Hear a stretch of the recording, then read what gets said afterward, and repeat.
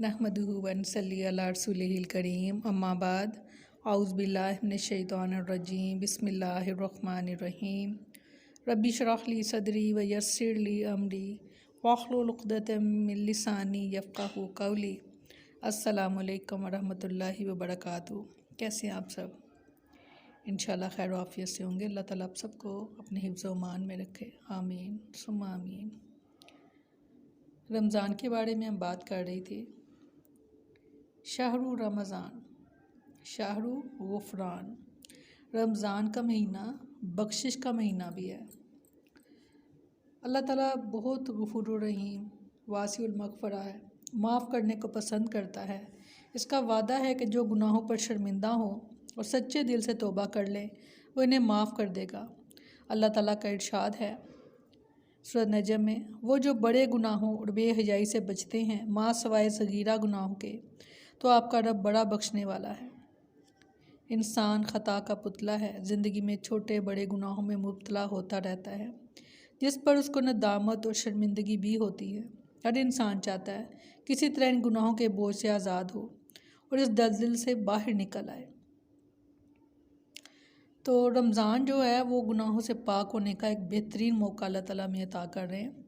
नबी करीम सल्लल्लाहु अलैहि वसल्लम ने फरमाया, एक रमज़ान दूसरे रमज़ान तक अपने दरमियान होने वाले गुनाहों को मिटा देता है, जबकि कबीरा गुनाहों से इज्तनाब किया जाए। यानी जितने सगीरा गुनाह छोटे छोटे हैं, अगर हमने रमज़ान का हक़ अदा किया तो एक रमज़ान से दूसरे रमज़ान तक जो छोटे गुनाह हमारे हमसे होते रहे, सरदर्द की इंसान है तो अल्लाह ताला उसको माफ़ कर देंगे। और साथ साथ ये भी है कि अगर हम बड़े गुनाहों से बचने की कोशिश करते हैं तो, और दिन का रोज़ा और रात का क़याम जो है वो भी बख्शिश का ज़रिया है। नबी करीम सल्लल्लाहु अलैहि वसल्लम ने फरमाया कि जिसने ईमान के साथ और सवाब की नीयत से रमज़ान के रोज़े रखे, इसके गुज़श्ता सारे गुनाह माफ़ कर दिए जाते हैं। सुभान अल्लाह। देखिए कितनी बड़ी बड़ी खुशखबरियाँ हैं इस रमज़ान के महीने में।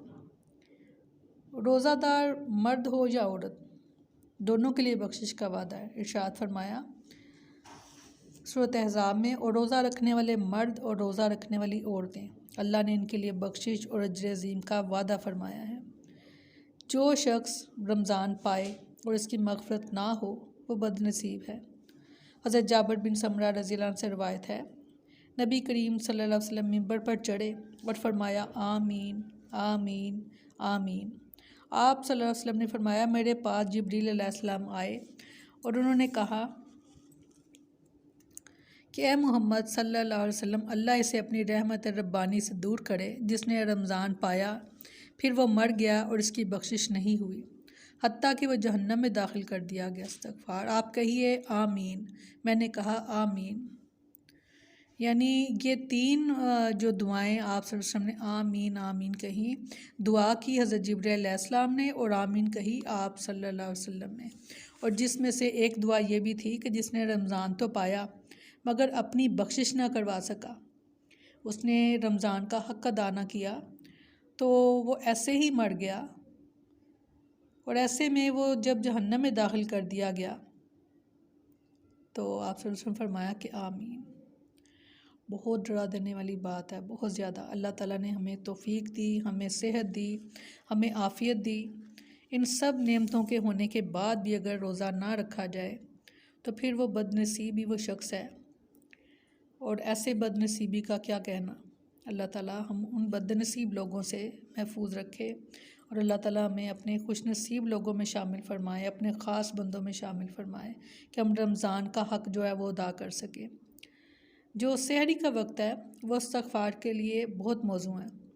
अल्लाह के ख़ास बंदों की सिफ़त है कि वह इस वक्त अल्लाह से सरगोशियाँ करके अपने गुनाहों की माफ़ी मांगते हैं। अल्लाह ताला कुरान मजीद में फ़रमाते हैं सूरह ज़ारियात में, और वो सहर के वक्त इस्तग़फ़ार करते हैं। अल्लाह के नेक बंदे सहर के वक्त, क्योंकि खुशखबरी ये है कि अल्लाह ताला हर रात को आधी रात या एक तिहाई रात के आखिरी हिस्से में आसमान दुनिया पर नज़ूल फरमाते हैं और इरशाद फरमाते हैं, कौन है जो मुझसे दुआ मांगे और मैं इसकी दुआ कबूल करूं?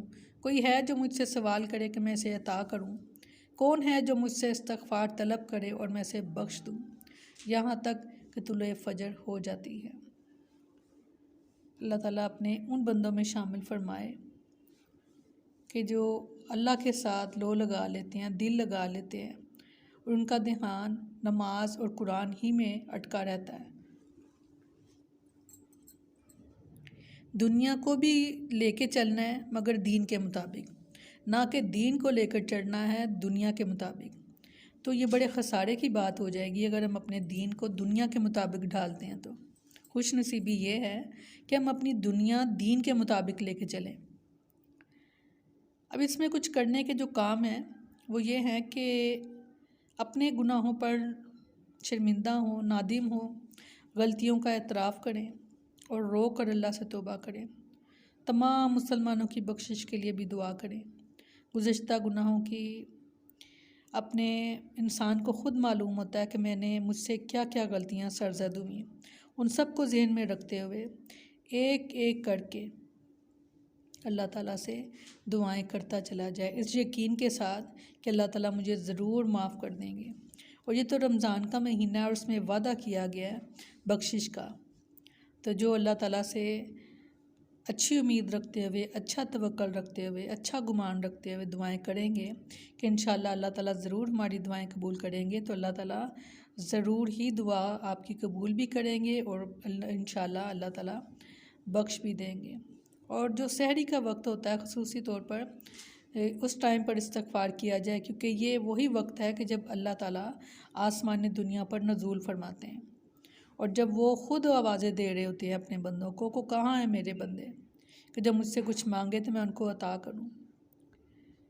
تو اگر ہم عورتیں اگر کام کر رہی ہیں، اگر ہم سحری کا بنانے کا انتظام کر رہی ہیں، تو زبان ہماری فارغ ہے، اور اس فارغ زبان سے اللہ تعالیٰ کے حضور دعائیں کرتے رہیں، اور کچھ نہیں تو استغفار کرتے رہیں زیادہ سے زیادہ، اور کم سے کم دن میں 70 سے 100 مرتبہ استغفار ضرور کریں، یعنی ایک تسبیح تو ضرور ہی آپ جو ہے وہ استغفار کی کریں۔ اللہ تعالیٰ ہمیں توفیق دے اور ہماری مدد فرمائے کہ اس رمضان سے ہم بھرپور فائدہ اٹھا سکیں اور اللہ کے بندوں میں شامل ہو سکیں۔ آمین ثم آمین۔ سبحانک اللہم و بحمدک نشہد ان لا الہ الا انت نستغفرک و نتوب الیک۔ سبحان ربک رب العزۃ عما یصفون وسلام علی المرسلین والحمد للہ رب العالمین۔ السلام علیکم ورحمۃ اللہ وبرکاتہ۔